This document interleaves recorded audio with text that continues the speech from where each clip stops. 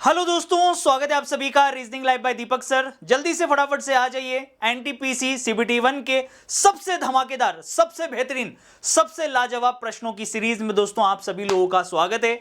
और ये प्रश्न काफी परेशान कर रहे हैं जो कि अपने एग्जाम में आ रहे हैं। ठीक है, इस तरीके से जिसमें दे रखा है कि TN14 का संबंध यदि PK29 से है, JD3 का संबंध यदि FA18 से है, तो SG5 का संबंध किससे होगा। और ये चार ऑप्शन दे रखे हैं।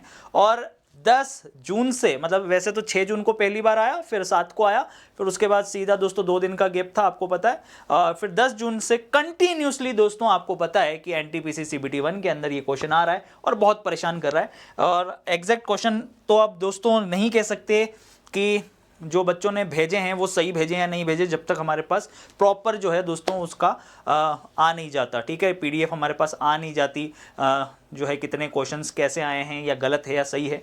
पर बच्चे जिस हिसाब से भेज रहे हैं दोस्तों, उस हिसाब से मैंने लिखने की पूरी कोशिश की है। और ये बिल्कुल ऑथेंटिक वही है, चीज़ें भी वही हैं, यानी कि डिजिट भी मैंने वही लिखी है जो स्टूडेंट ने भेजी है, यहाँ तक कि मैंने जो लेटर लिखे हैं वो भी वही हैं जो स्टूडेंट ने भेजे हैं। तो मैं आप लोगों को समझा देता हूँ इस तरीके के क्वेश्चन को कैसे सोल्व करना है और इसके अंदर क्या प्रोसेस चल रहा है। ठीक है, जैसे दोस्तों सबसे पहले हम लोग क्या करते थे ना, इस तरीके से देखिए क्वेश्चन आता था एनालॉजी में। अगर ये क्वेश्चन बन के आता था तो ऐसा आता था ना, पर ये लैंग्वेज की फॉर्म में आ रहा है, ऐसे आ रहा है, पूरा बकायदा लिखा हुआ आ रहा है कि यदि TN14 का संबंध PK29 से है, ठीक है, करेक्ट है, JD3 का संबंध जो है ये लैंग्वेज में लिखा हुआ आ रहा है। ठीक है, इसको मैंने ऐसे लिख देता हूं। अब एनालॉजी में क्या होता है, इसका संबंध इससे होता है, इसका संबंध इससे होता है, सही है नहीं, करेक्ट है। और हमसे किसका पूछ रहा है, SG5 का रिलेशन पूछ रहा है भाई, सीधी सी बात है। तो देखिए इधर क्या करना है, वही एनालॉजी वाला कंसेप्ट लगाएंगे और कुछ नहीं है। देखिए सबसे पहले मैंने आपको समझा है, कभी भी सामने से कंपैरिजन मत करो, क्वेश्चन के गलत होने के चांसेस ज्यादा हो जाते हैं। ठीक है, सोल्व करते समय हमेशा याद रखो कि आप ऐसे लिखेंगे।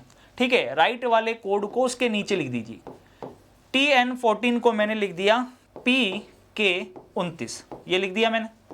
अगला क्या दिया था मुझे दिया था JD3 को लिखा हुआ है FA18। ये क्वेश्चन आपके दोस्तों जो है 17 तारीख वाली शिफ्ट और एक 19 तारीख वाली शिफ्ट है। 2 क्वेश्चंस मैंने आपके सामने प्रेजेंट करने वाला हूं, ध्यान से देख लीजिएगा। अब जैसे देखिए T और P का कंपैरिजन करोगे तो हमें यहाँ पे -4 दिख रहा है। N और K के अंदर भी दोस्तों अगर आप देखें तो यहाँ पर -3 दिख रहा है। सेम टू सेम अब यहाँ पे 14 और 29 को अभी फिलहाल रुक जाइए। अभी 14 और 29 के अंदर अगर डायरेक्टली देखो, नंबर्स का भी मैं बताऊंगा, तो डायरेक्टली यहाँ पे भी दिख रहा है दोस्तों +15 हो रहा है वैसे। ठीक है, यहाँ पे दिखने पर ऐसा लग रहा है कि यार ये -4 हो रहा है, बिल्कुल सही है, J से F -4, और ये -3 हो रहा है, और ईजी वे में यहाँ भी दिख गया कि +15 हो रहा है। लेकिन अब दोस्तों गड़बड़ क्या हो रही है ना, कि ये ऑथेंटिक बिल्कुल एग्जैक्ट जो ऑप्शंस हैं उनमें से अगर ढूंढें तो कौन सा बन सकता है। तो ध्यान से देखिएगा, ये S लिखा मैंने, ये G लिखा और ये 5 लिखा। अब आप देखिए, जब आप -4 करते हो तो डेफिनेटली 100% यहाँ पे O आएगा ही आएगा। आप जब -3 करते हो तो 7 में से 3 जाएगा तो 4, तो D आएगा ही आएगा। यानी मेरा आंसर वही होगा जिसके अंदर OD होगा। तो पहले तो ये OC वाले जो है ना उनको हटा दो। अब यहां पर ध्यानपूर्वक देखेंगे तो OD के साथ 10 लिखा हुआ है, OD के साथ 8 लिखा हुआ है। अगर आप ये पैटर्न दोस्तों अप्लाई करने चले जाओगे, मान लीजिए +15 अगर आपने किया, तो यार यहां पर तो 20 आना चाहिए। अब गड़बड़ यहीं तो हो रही है, बच्चे को यहीं तो टाइम लग रहा है, यही तो प्रॉब्लम हो रही है कि यार अगर 15 में जोड़ूं तो 20 होना चाहिए, 20 तो लेकिन ऑप्शन में ही नहीं है। वहां पे ऑप्शन क्या है, OD 10 और क्या दे रखा है, OD 8। अब दोस्तों यहां पर बहुत सोचने के बाद में जब मैंने दोनों क्वेश्चंस को ऑब्जर्व किया तो मेरे को एक ही चीज समझ में आई कि भैया क्वेश्चन के अंदर उसने सिर्फ और सिर्फ अंतर दिया है। इन नंबर्स के बीच में क्या दे रखा है, अंतर दे रखा है। यानी कि ये जो 14 है ना, ये 14 और ये जो 29 है, इनके बीच में अंतर कितना है, सिर्फ ये दे रखा है। भले से दिखने में हमें +15 दिख रहा है, लेकिन अब आप देखिए दोस्तों, अगर अंतर देखूं तो मैं आगे की तरफ देख रहा हूं तो मैं पीछे की तरफ भी तो देख सकता हूं। भाई नंबर लाइन में अगर मान लीजिए 5 अगर जोड़ता हूं, 15 अगर जोड़ता हूं 5 में, तो दोस्तों डेफिनेटली क्या बनता है, 20 बनता है। लेकिन अगर दोस्तों सोचिए, इस 5 में से 15 को माइनस कर दिया जाए, 5 में से 15 को माइनस कर दिया जाए, तो मेरे पास 10 बनेगा कि नहीं बनेगा। यानी इन नंबर्स के बीच का जो गैप है दोस्तों, वो देखिए मैं कैसा लिख सकता हूँ, -10 लिख सकता हूँ। सही है ना भाई, ऑब्वियस सी बात है। इस 5 में 15 जोड़ते हैं तो 20 बनेगा, लेकिन अगर 5 में ही 15 को घटा दिया जाए, यानी आगे न जाकर पीछे जाया जाए, तो -10 बनना चाहिए। और -10 की जगह उसने हो सकता है कि सिर्फ डिजिट लिखी हो, उसको प्लस माइनस से मतलब ही ना हो, तो डेफिनेटली दोस्तों इसका आंसर OD 10 बन सकता है। ठीक है, क्या बन सकता है, OD 10, OD 8 इसका आंसर नहीं है। क्योंकि एक सिंगल क्वेश्चन होता ना दोस्तों, तो मैं शायद इसको प्रेजेंट भी नहीं करता आपके सामने, जब तक मेरे पास फाइनली जो है दोस्तों मतलब रिजल्ट ना आ जाता, उसकी PDF ना आ जाती कि कैसा क्वेश्चन आया है। लेकिन जब मेरे पास 2-3 बच्चों ने और ने भी क्वेश्चंस भेजे, तो सेम क्वेश्चन भेजा, तब मैं फिर कंफर्म हो गया कि यस यार ऐसा लॉजिक हो सकता है। जैसे देखिए GN 14 को दोस्तों यहाँ पे लिखा हुआ है ER1, सही है। तो यहाँ पे क्लियरली पता लग रहा है कि यहाँ पे क्या हो रहा है, -2 हो रहा है, और इस जगह देखें तो +4 हो रहा है। तो सबसे पहले मैं लेटर्स की ही बात कर रहा हूँ, ठीक है। जैसे HD 18 है, इसको क्या लिखा हुआ है उसने लिखा हुआ है FH और ये 5, सही है। अब ध्यान से देख लीजिए, इस जगह देखिएगा, यहाँ पे क्या हो रहा है, वही -2 हो रहा है, D से H +4 हो रहा है।